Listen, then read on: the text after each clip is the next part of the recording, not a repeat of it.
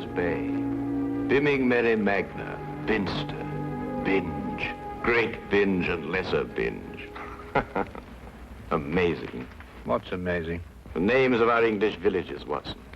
What foreigner reading these could ever think of us as stiff and sober-minded people? Lippery Cross, Birrer Crags, Bird Cherry Brook and Birding Piece Place, Burlston Junction. When do we go? Go where? To Burlston Manor, Burlston, Sussex.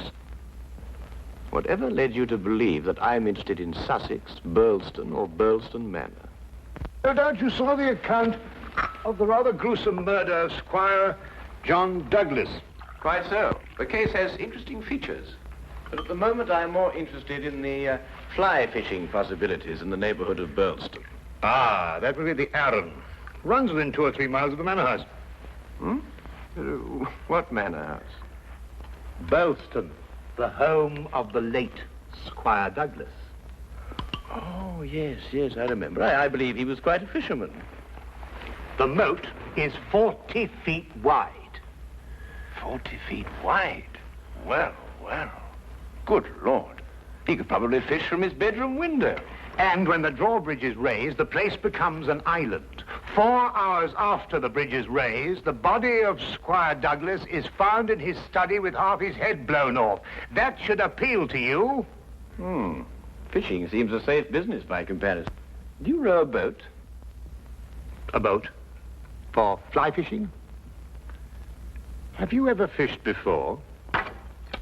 Does this look like the equipment of an amateur? Odd word. Which? Equipment. All the fishermen I've ever known talk about their tackle. What do you deduce from that, Holmes? Obvious. Your fishing friends either lack experience or vocabulary. We deep-sea fishermen are in the equipment class. None of your nasty little bundles.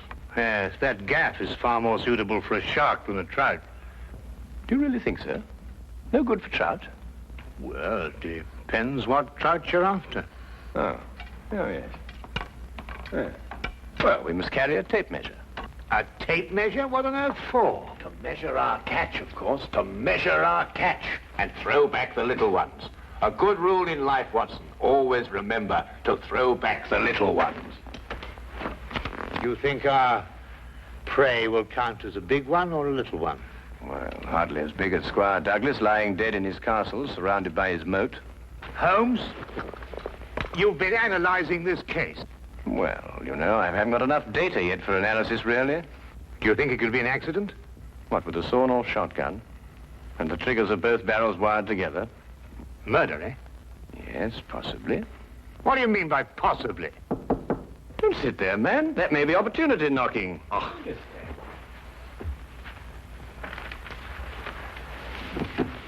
Come in.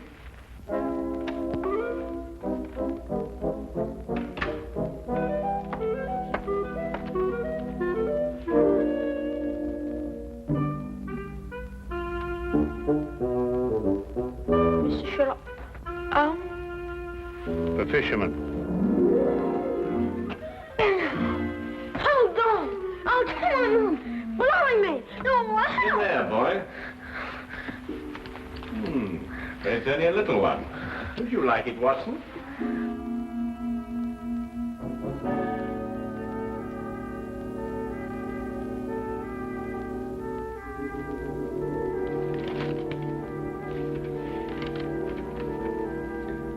Would appreciate your view. Intriguing affair, Burlston Manor. Signed, Inspector MacLeod. Ha! Please, English, for I'm utterly baffled. Oh, yeah, where is it? Where's what? Well, the tape measure, of course. Where is that tape measure? Holding the fiddle case together, sir. Fiddle? Violin case, boy. Oh, tell me, Watson, how are we off for trains? Trains? Ah, yes. Now, let me see. Burlston. Yes, now, that would be the West Sussex Littlehampton Bognor line. Now, there's a 10:15. Now, that doesn't stop. Of course, it's a 12:3. That will get us in at 4:2 or 4:7. I say, I'd forgotten, actually. You'd say you can't remember whether it's 4-2 or 4-7. Come, Watson, you're slipping. Blimey. Does it keep all the times in his head? Where else, of course? We are a nation of railway pioneers, my boy. Like a great many Englishmen before him, Dr. Watson restricts his reading to the Bible, the Times, and Bradshaw's Railway Guide to the British Isles. Here, boy. Man of the March Hares, that's what you two are.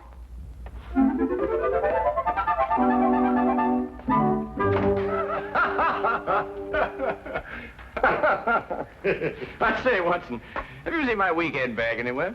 I suspect it's under the stairs. Mrs. Hudson got very tired of seeing it lying about. Oh, good. Well, that means it hasn't been unpacked anyway. I assume not. Excellent. Then everything is ready. Oh, be a good fellow, would you, and dig out that bag and put it in the cab along with that tackle. Why? Aren't you going to be here? I have a little reading to do. Pick me up at the British Museum Library, say half an hour before the train leaves. Now, look here, Holmes. This is no time to go reading. You'll miss the train. I cannot vouch for the punctuality of Dr. Watson or the reliability of the company's steam engines, but I, for one, propose to be at Boylston Halt at 4:02 p.m. precisely.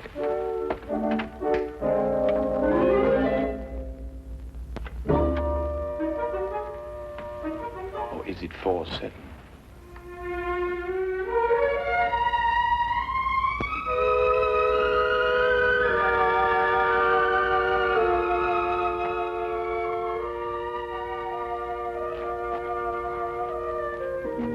It was a nice piece of work, if I say so myself. The entire story hung on a spider's thread. A spider's thread? Exactly. Huh. Yeah, it sounds interesting, Inspector. Now perhaps you'll start at the beginning. Simply stated, the castle, as you'll see, has a moat. And when it's up, as it was at the time of the murder, it's a sealed fortress.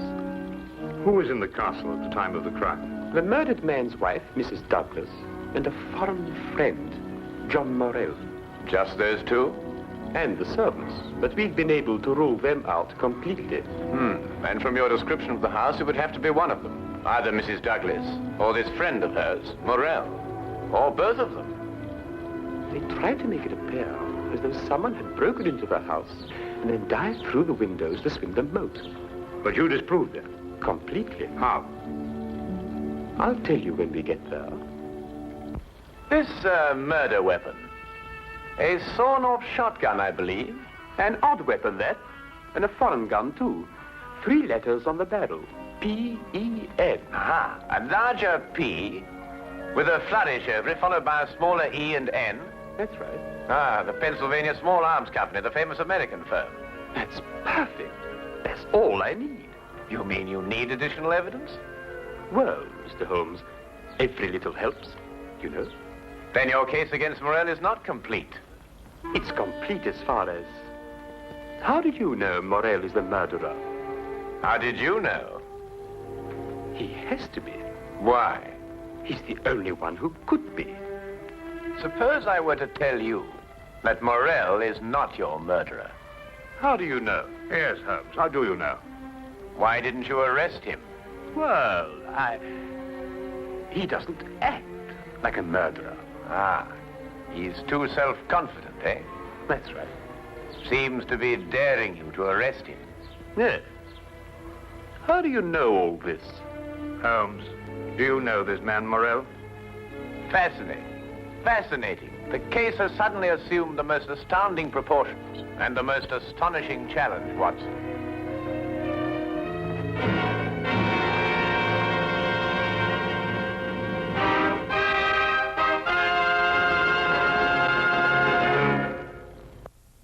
Specimen of the period. Yes, it is lovely, isn't it?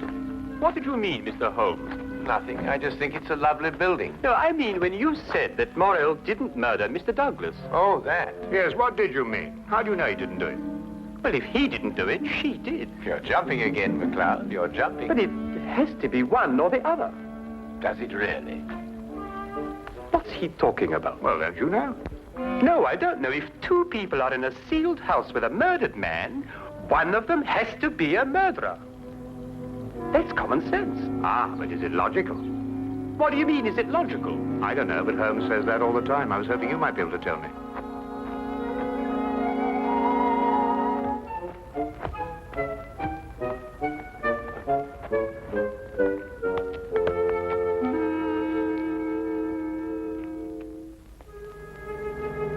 He hasn't been moved. That's just the way we found him last night.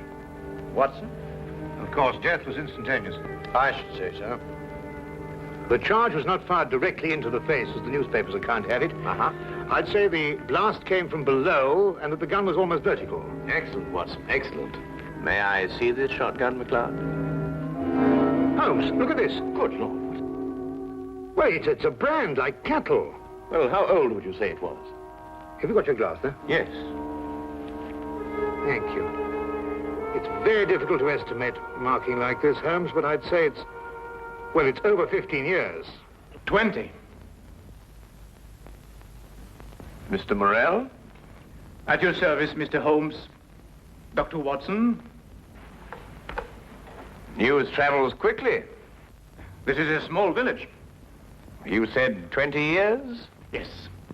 The same age as this.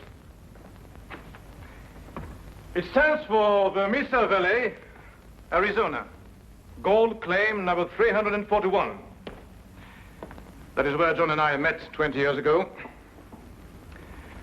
There were 3 of us. We registered the claim, worked it, and then sold it. We divided the money in thirds and went our different ways. 2 years ago, I looked John up here and stayed on. I liked it. And the third partner? He lost his money, and I believe his mind. He came to believe that we had cheated him. And he swore to kill us 10 years ago. Why didn't he? He couldn't find us. No, we didn't have the same names at that time. Do you think your old partner could have done that? I don't know, Mr. Holmes. I am not the detective. True. True. Well, we must bear that in mind. You tried to make it appear as though another man had been here and went out through the window. Did I? He tried to build an elaborate story. A man of his size was seen passing through the village wearing a loud tweed topcoat and a wide-brimmed hat. He was heading this way. On the window ledge, there is a footprint in blood, indicating, of course, that the murderer dived through the window and swam the moat. But he didn't. How do you know? Because, Mr. Morrell, outside that window and just a few feet down is a very large and at least a month-old spider's web. Anyone jumping or diving through the window would have to pass through the web. And no one did. Well done, McLeod. Well done. A spider's web. The English police have the most amazing allies, I must say. Now that you have made your deductions, Mr. MacLeod, exactly what do they mean to me? For the moment, nothing. But I suggest you do not leave the castle grounds. And if I try to live?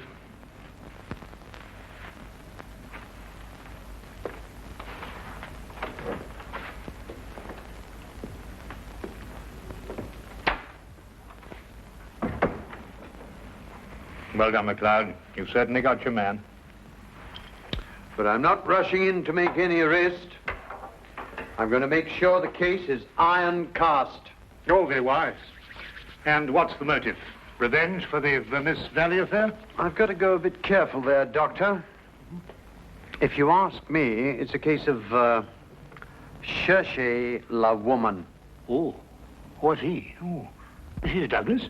Well, you know how these things are, Doctor, between us, men of the world. We know how a situation like this can... Oh, of course. Of course. Of course. Of course. Delicate situation, then. Delicate. Yes, delicate. Might almost be called the case of the other man. Hmm?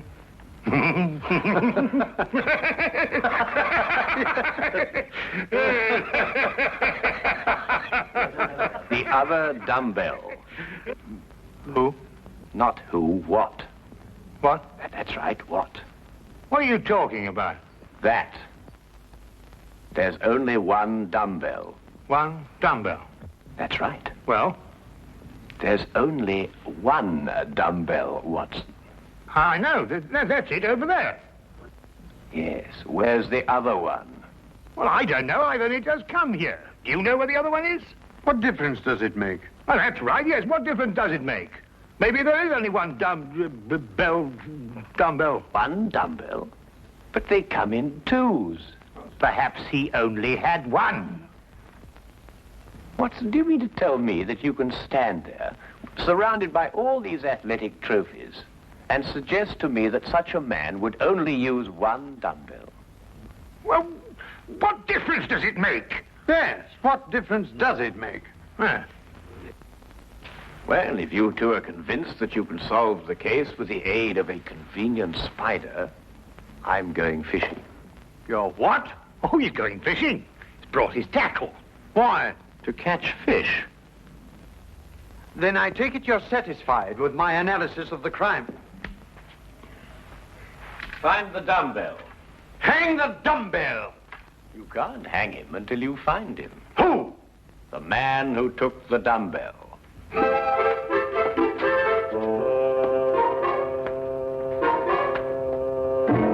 You've gone too far now, Holmes. I think you've made him very angry. Then he should fish. It soothes the nerves. Are you really going to fish? I am. Where? Out of that window. It looks very comfortable. Well, what do you expect to catch? A herring. A red herring. May I have the tape measure, Watson? To measure a red herring? To measure the big red herrings. The little ones I plan to throw back. Holmes, you're up to something. I am. What? Would you like to help? Of course. Well, look. Take the good inspector down to the local pub and keep him there for at least an hour. While you fish for red herring? At the moment, I'm fishing for bait. I don't know what you're talking about, but I'll do it. Good. Remember, 1 hour. I may enjoy myself in the local and stay too.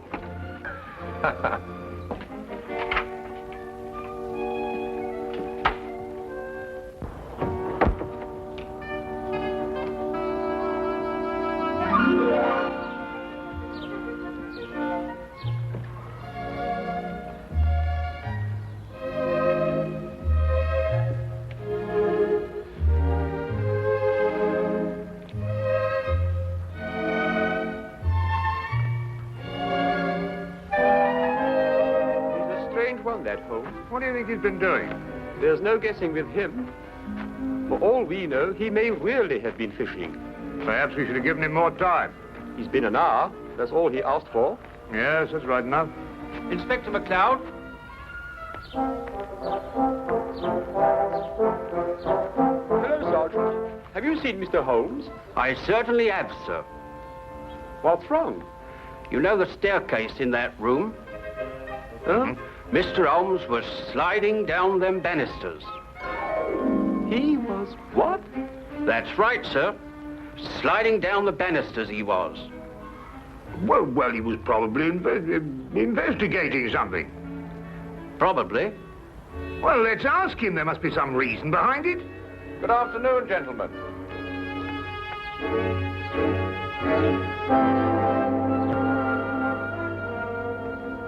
Go on.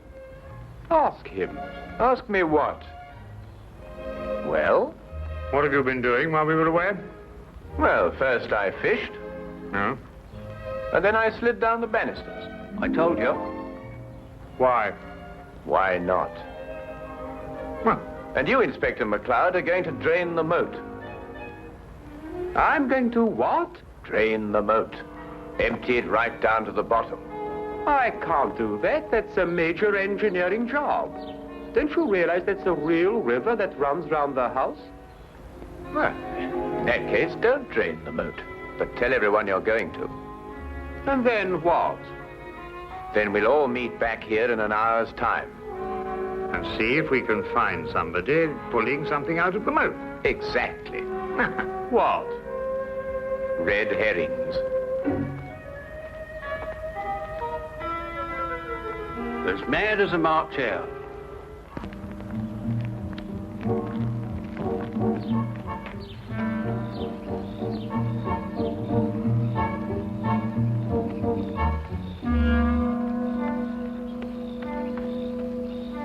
How much longer?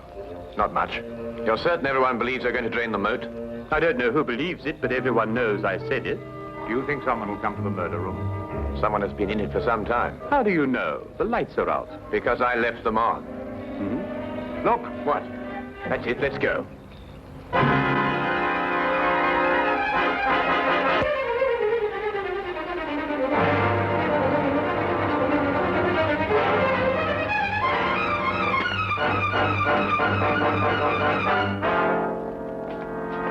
Oh, excuse me. What are you using for bait?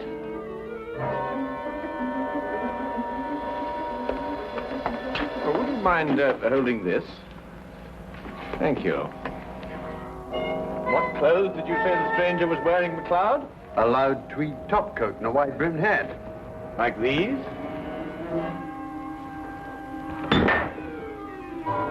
The dumbbell. Holmes, how did you know? When you're working near water, Watson, and a heavy object has disappeared, you may conclude, until you can prove otherwise, that it has been used to prevent some object from rising to the surface. All right, Morrell. You're under arrest for the murder of John Douglas. It is my duty to warn you that anything you say may be taken down and used in evidence... No, McLeod. You haven't got it at all. What? This gentleman didn't kill John Douglas because John Douglas isn't dead. He isn't what? Dead. The man whose body you discovered in here is the very man who came back to... No, you're not with me, are you, McLeod? Would you tell him, please? These clothes belong to our third partner. The man who's been searching for you for 10 years.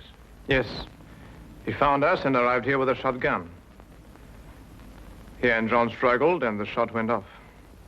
That explains the vertical angle of the blast. In the ensuing struggle, the gun went off. I heard the report and ran down immediately. I timed it from your room. 15 seconds if you run, and 10 seconds if you slide down the banisters. I ran. I thought you would. John was panic-stricken when he saw what he had done. I got the idea to change their identities.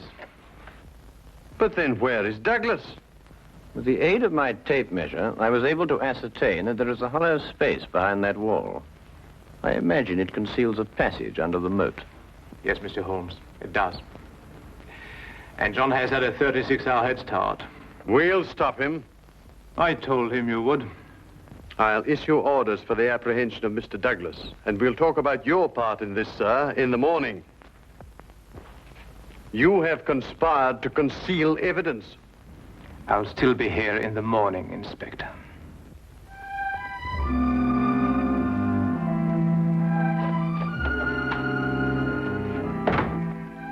A very brilliant piece of deductions, Mr. Holmes. An excellent application of applied psychology. I haven't been tricked many times in my life. You must remember that the next time you become involved with murder. And you can now continue your fishing in a more normal manner. Fishing? No, I don't care for it, really. Unless it's deep sea, of course. Yes. But in the absence of an ocean in the immediate vicinity, I think we'd better start back to Baker Street immediately. Well, now, there's a 9:13 or a 10:23. The 10:23 will hold us up at Tunbridge quite a while. Will it wait? Thank you, Mr. Holmes. Not at all.